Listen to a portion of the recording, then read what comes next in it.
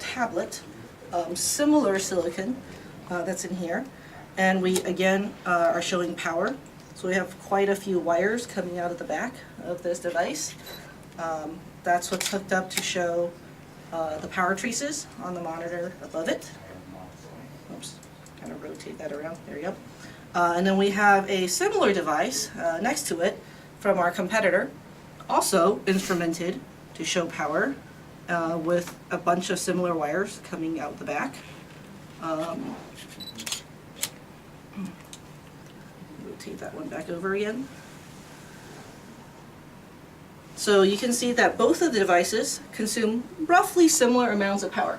The white line here is the one for the Cloverfield tablet at the battery, and the pink line here is the Qualcomm-based tablet next to it from Dell. And you'll basically see they're in the same ballpark.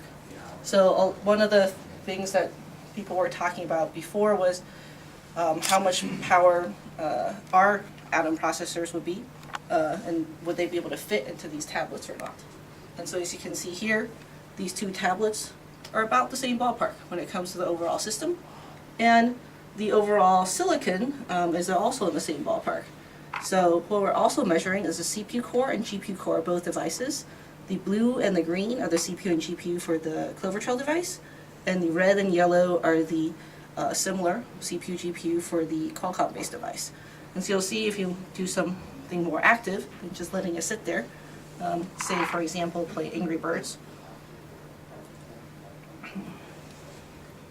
See which level are we on now. So if somebody wants to try to play the other one, you can kind of see them side by side here. There you go. So you can see a little bit more power there than idle, right? And that the graphics on our side actually seems to be a little bit higher than theirs, because ours also contains a memory controller on that same power rail. It just depends on how you divide up the power delivery to the chip. So it may not be equivalently comparing the same things identically, but the main thing that consumes power there is the graphics side, and you'll see that more visibly on some of the graphics benchmarks or heavy-duty games, for example, for a more equal comparison.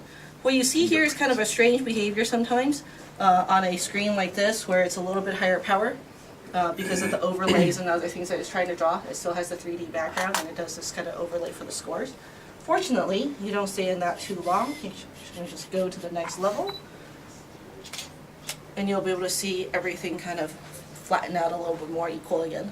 So you do see some back and forth, and you'll see that power is roughly similar, but performance on this is much better than this one. And as battery life goes, both matter, power and performance.